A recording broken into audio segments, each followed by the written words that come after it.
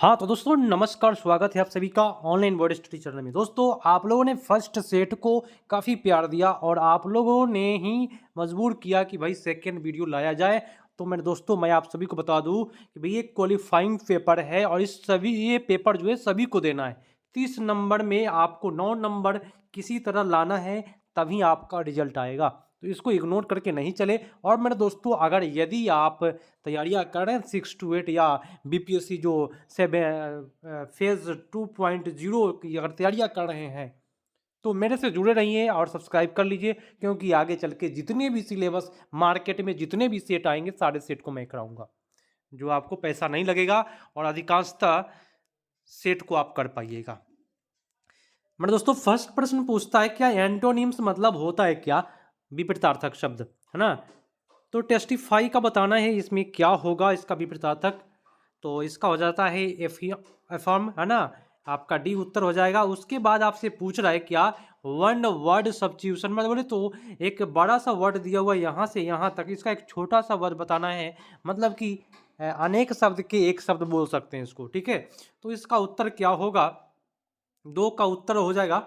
मतलब दोस्तों, इंग्लिश जो होगा वह 8 प्रश्न पूछे जाएंगे, 8 से 9 प्रश्न ही पूछे जाएंगे। तो इसका आपका उत्तर हो जाएगा डी, ठीक है। चलिए, नेक्स्ट प्रश्न है कि सिलेक्ट द इनकरेक्टली, बोले तो इसमें गलत वर्ड का चयन करना है। इसका उत्तर आपका हो जाएगा ए इज द राइट आंसर, ठीक है। नेक्स्ट प्रश्न है, यहाँ कहता है क्या फिल, मतलब कि यहाँ पे भरना है, क्या भराएगा, है ना। फिल इन द ब्लैंक्स, तो भरना है। तो इसमें आपका जो 4 का उत्तर होगा, आप लोग ध्यान से कर लीजिए, इसका आपका उत्तर बी पर चला जाएगा। नेक्स्ट प्रश्न आपका कहा जा रहा है 5 का, फटाफट करेंगे, कम समय में करेंगे, क्योंकि लैंग्वेज पेपर है और इसको जल्दी से करना बेटर है, क्योंकि हम लोग को जीके जीएस भी करना है आगे चल के। इसमें मेरे दोस्तों बताना क्या है, ये कॉमन ईरर का पॉइंट है। कॉमन ईरर आप लोग देखिए, जहाँ पे इसमें प्रॉब्लम आया है उस जिस लाइन में, उस लाइन को इसमें दर्शा देना है। तो इसमें जो हो जाएगा आपका उत्तर ए हो जाएगा, ठीक है। ये is the right answer. Next है कि दस कह रहा है क्या कि एंटोनिम्स बताना है। एंटोनिम्स बोले तो विपरीतार्थक शब्द, सिनोनिम्स आपका पर्यायवाची होता है, तो रेवेल का बताना है। तो यहाँ आपका उत्तर मेरे दोस्तों आपका ए हो जाएगा, ठीक है। नेक्स्ट प्रश्न पर आते हैं।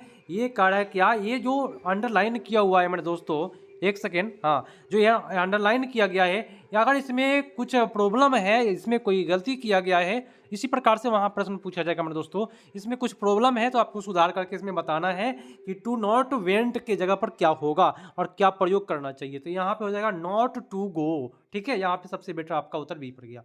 और 8 नंबर जो है उसके बाद में आपको 8 प्रश्न आपका अंग्रेजी का, उसके बाद आपका जितने भी प्रश्न होंगे 22 प्रश्न आपका हिंदी का रहेगा। यहाँ पे बोलता क्या है कि मीनिंग बताना है आइटम्स का। ए स्टम्बलिंग ब्लॉक, तो ये आपका इसका उत्तर हो जाएगा, ये डी पर चला जाएगा, एन, ठीक है। तो अब आते हैं हिंदी पर, मजेदार तरीका से करेंगे हिंदी को, ताकि आप लोग हिंदी में ही पास कर जाए अगर अंग्रेजी आपका वीक है तो, ठीक है। चलिए, प्रश्न कहता है क्या अग्नि का पर्यायवाची शब्द बताना है, बताए कौन सा हो जाएगा। अग्नि का हो जाएगा पावक, आपका उत्तर B is the right answer. जिन्होंने बी किया सही जा रहा है। नेक्स्ट है कि पुत्री का पर्यायवाची शब्द क्या होगा, तो पुत्री का हो जाएगा आत्मजा। नेक्स्ट प्रश्न कहता है कि बुद्धि का पर्यायवाची शब्द क्या होगा, तो बुद्धि का पर्यायवाची शब्द जो हो जाएगा वो मनीषा, ठीक है।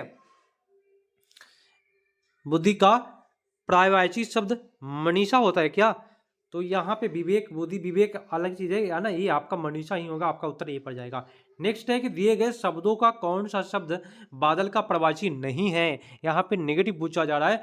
देखिए, बादल को हम जलद कहते हैं, मेघ कहते हैं, प्योद कहते हैं, वारिधि नहीं कहते हैं। आपका उत्तर डी पर जाएगा, ठीक है। नेक्स्ट है कि संस्कृत से विकृत होकर के आने वाले शब्दों को क्या कहा जाता है। तो जो संस्कृत का जो बिगड़ा रूप होता है उसको विकृत कहेंगे, उसको तद्भव कहते हैं मेरे दोस्तों। आज से लेकर के हमेशा तक याद रखिए। और संस्कृत का जो मूल शब्द होगा वो तत्सम कहलाएगा, ठीक है। मेरे दोस्तों, आप सभी को सूचना दे दूं कि मेरा एक छोटे से संस्थान जहाँ से 9 विद्यार्थी सफल हुए हैं ये पिछले बीपीएससी में, ठीक है। और मैं पहले से एक शिक्षक हूँ और इस बार बीपीएससी भी में निकला, है ना। पहले से भी था शिक्षक, बीपीएससी भी निकला। तो मेरे दोस्तों, आप लोग जुड़े रहिए छोटे से संस्थान से, और आपका यहाँ पे रिजल्ट आने की संभावना हमेशा बनी रहेगी, क्योंकि मार्केट में जितना भी सेट होगा सारे सेट का प्रैक्टिस मैं कराऊंगा, खरीदना नहीं पड़ेगा आपको मार्केट का सेट, ठीक है, तो यहाँ पे तद्भव हो गया। अब अगला प्रश्न कहता है कि नदी का प्रवाची नहीं है। तो मेरे दोस्तों नदी का निर्झरणी होता है, तरंगनी होता है, सरिता होता है, तरनी नहीं होता है। ये आपका उत्तर सी पर चला जाएगा। एक नेक्स्ट है कि आप निम्नलिखित में कौन सा शब्द पत्थर का प्रवासी नहीं है। तो पत्थर का प्रवासी कौन सा नहीं है, तो भूधर, भूधर नहीं है। असम है आपका, पाषाण है, ग्राव है, लेकिन भूधर नहीं है आपका। नेक्स्ट प्रश्न है कवि का स्त्रीलिंग क्या होता है। तो कवि का होता है कवयित्री, ठीक है। अभिनेता का स्त्रीलिंग क्या होता है, अभिनेता का होता है अभिनेत्री। मेरे दोस्तों आपका उत्तर बी पर चला गया। नेक्स्ट, निम्नलिखित में कौन सा शब्द अरबी फारसी का अंग्रेजी मूलक नहीं है। तो आपका उत्तर हो जाएगा आपका कमल है, कलम है, दाग है, किला है, लेकिन जल नहीं है दोस्तों, ये फारसी नहीं है। आपका उत्तर आपका डी पर चला गया। नेक्स्ट कहता है कि खाक छानना, ना कहते हैं खाक छानना है वो, मुहावरे का अर्थ क्या है। तो इसका होता है भटकाना, खाक छानना माने भटकाना। अगला प्रश्न है कहता है कि मिट्टी में मिलाने का अर्थ क्या है। मिट्टी में मिला दूंगा, ना कहते हैं भाई मिट्टी में मिला दूंगा, ठीक है। तो यह आपका उत्तर चला जाएगा बी पर, बर्बाद कर देना, ठीक है। नेक्स्ट प्रश्न दोस्तों कहता है कि पेड़ से फल गिरा, निम्नलिखित उपयुक्त कारक चुनिए। तो पेड़ से गिरा माने पेड़ से अलग हट गया, आपादान अलगाव होता है, और समय का करण से जुड़ा होता है, ठीक है। तो आपका उत्तर यहाँ पे बी पर चला जाएगा।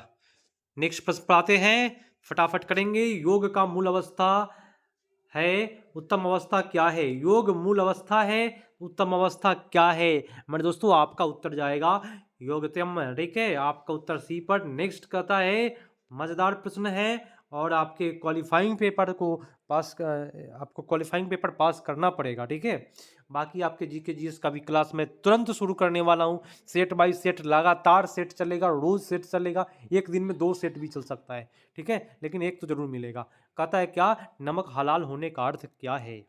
नमक हलाल कृतज्ञ होना, ठीक है। आपका उत्तर ए पर जाएगा। नेक्स्ट कहता है कि दिव्या वाहन का संधि विच्छेद करे। दिव्या वाहन का संधि विच्छेद हो जाएगा देवी प्लस आह्वान है, ठीक है। नेक्स्ट आपका प्रश्न है कि प्रौढ़ का संधि विच्छेद करे।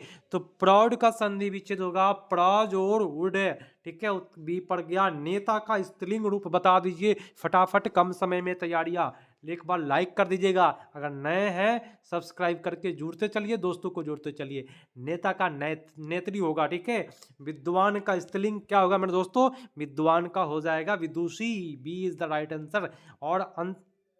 और 2 प्रश्न और बचे हुए हैं। महान का स्त्रीलिंग बताना है, महान का स्त्रीलिंग हो जाएगा महती, ठीक है। नेक्स्ट है कि निम्नलिखित में आगत या विदेशी शब्द कौन सा है। मेरे दोस्तों आपका उत्तर जाएगा सरकार जो है ये विदेशी वर्ड है, ठीक है। नेक्स्ट और अंतिम प्रश्न है कि अल्पायु का विलोम क्या होता है। अल्प आयु जिसकी आयु क्या हो, कम हो, और इसका अधिक आयु हो जाएगा ना हिंदी में, तो इसको कहेंगे दीर्घायु। मेरे दोस्तों आज का क्लास यहीं पे समाप्त करेंगे। मैं आपको बार बार कहता हूं कि नहीं जुड़े हैं सब्सक्राइब करके बेल आइकन क्लिक कीजिए। आगे भी आपको मार्केट में स्पार्क, यूनिक प्लेटफॉर्म जितने भी सेट है सारे सेट का प्रैक्टिस सेट आपको मिलेगा फ्री। जय हिंद।